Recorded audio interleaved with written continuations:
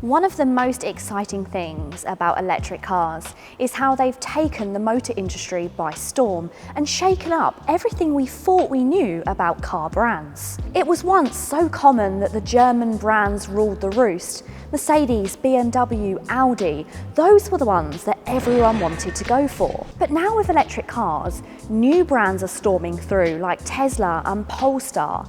And brands that were once dull and boring and just those everyday cars you bought because you thought they were safe, well, they're no longer boring cars. Hyundai and Kia have been absolutely taking the industry by storm, releasing seriously exciting and really stylish cars. Last year, Hyundai brought us the IONIQ 5. They took what was a boring SUV and they gave it some seriously interesting futuristic tech, some really fancy exterior styling, and a really competitive range and charging capability. Well, they've done it again. This is the IONIQ 6.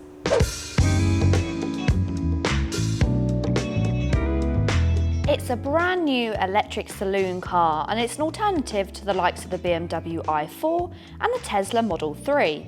Yep, you heard it right, a Hyundai taking on those premium cars.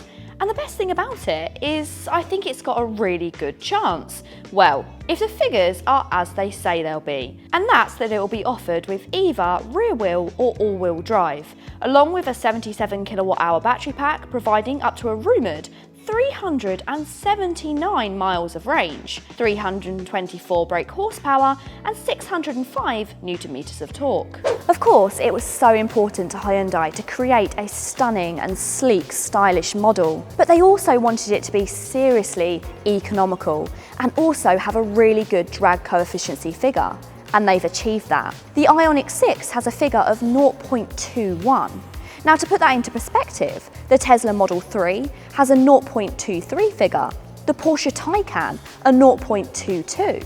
And it's only the car like the Mercedes EQS which beats the IONIQ 6, and that has a drag coefficient figure of just 0.20, so there's just 0.1 in it.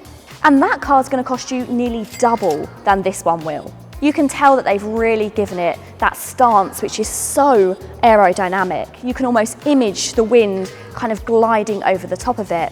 You've got a lot of features in this car, including the air vents, which glide past the wheels and send air down the side of the car rather than through it to improve the drag coefficient. And you've also got those sleek, stylish wing mirrors.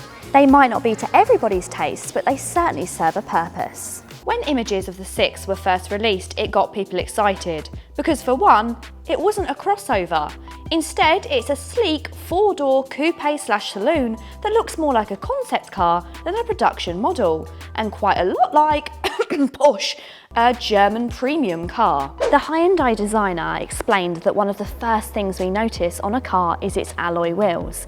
And that's why rather than going for a boring electric feeling alloy, they've actually fitted some pretty smart 20-inch alloy wheels to the 6. You'll also notice this little bit of cladding along the front as well. And again, this is just to add to some extra aerodynamics. It gets the same flush door handles that you get on the IONIQ 5. They're slightly fiddly to use at first, but once you get used to them, they're really simple. And when they are closed off, they add to that really sleek feel of the vehicle. You've got double-lined glass in here, which will mean that it gives it a really executive and quiet feel on the interior, keeping as much road noise to a minimum.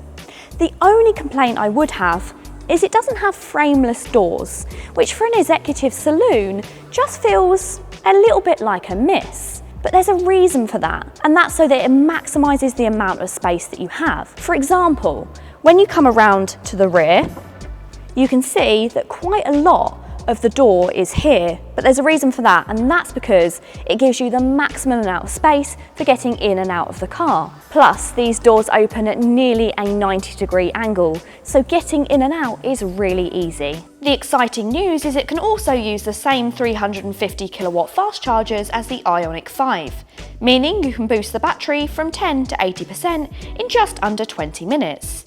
The IONIQ 6 features vehicle-to-load charging as well, meaning you can use the car to power appliances such as laptops, hoovers and even other cars if you want to.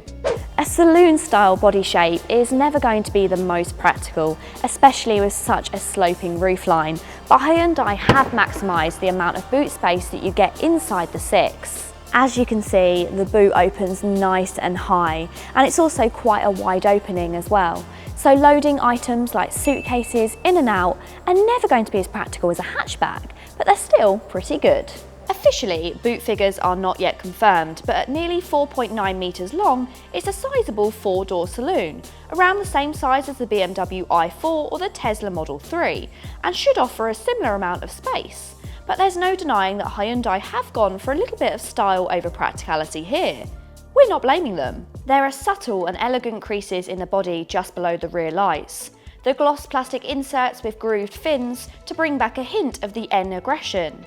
The beautiful IONIQ 6 suspended in clear plastic above the rear lights, and last but not least, a fully illuminating brake light across the spoiler. That sleek exterior might have you deceived that there's not much space in the back, but it's massive back here.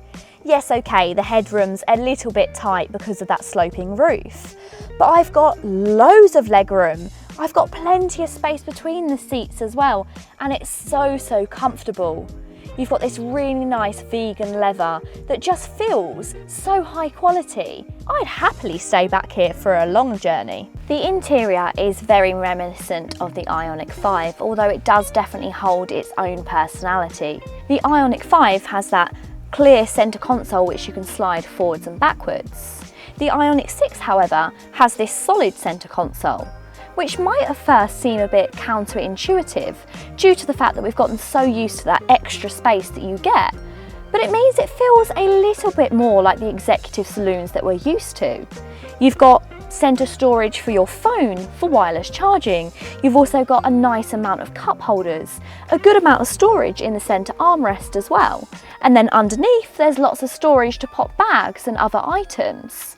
Hyundai also said that they wanted to keep this as flat as possible, so you could pop your laptop on there and work in your car whilst it's charging. There is a lot of functionality. The modular touchscreen dashboard combines 12-inch infotainment display with a 12-inch digital instrument cluster. Fear not though, as Hyundai has resisted the urge to declutter the dashboard and lump everything into the central screen. You still get physical shortcut buttons to infotainment functions, as well as a volume control dial. The climate control is adjusted using a touch-sensitive panel at the bottom of the dashboard. The steering wheel feels very familiar, as it's the same one that you do get in the IONIQ 5. You get those same little 4 squares, which I've recently learned, whether it's fact or fiction, that's Morse code for the H in Hyundai, which is pretty cool. And they also serve a function as well, which actually isn't in the IONIQ 5, and that's that as you're charging or interacting with the car, they light up different colours. Very cool. Now, camera wing mirrors. They're one of those things where you either love them or you hate them, or at least a lot of people love to hate them. I actually really like them. Now, unlike the Audi, you don't have the picture depicted on the door. They're actually in this separate little screen integrated into the dashboard, a lot like you get on the little Honda E. And when I drove that car, it only takes a few miles to get seriously used to them. They're also seriously clear. It's like looking in HD. It's much better than if you used a regular glass wing mirror. And after all, it's just a bit of fun. And look at them as well. They're so cool. They look like they're built out of Lego. So how much is this all going to cost? Well, Hyundai haven't released the official figures, but if we expect it to be around the same price as the IONIQ 5, it could mean that we can get into an affordable executive saloon for a little bit less than you currently can on the existing market. Basing it on the prices of the IONIQ 5, you'll probably be able to get a single motor car with a 53 kilowatt-hour battery for around £40,000 when it goes on sale later this year or early 2023. Top spec cars with the 77 kilowatt-hour battery and dual motors will probably set you back closer to £50,000. A few years ago, if I told you that there was going to be a Hyundai that was going to come and rival the likes of BMW and Mercedes, you possibly would have laughed in my face. But now it's a reality, and it's happening. Just look at this car. It really does have the full package. It's hard to fault it on anything. If the range is right and the charging is right, which we kind of know it already is thanks to the IONIQ 5, this could be the real car to have. But what do you guys think? Let me know in the comments down below. If you've enjoyed the video, please go ahead and give it a big thumbs up. And if you want to see more videos like this and hopefully a test drive of one of these babies soon, then hit that subscribe button. Until next time guys, see you later.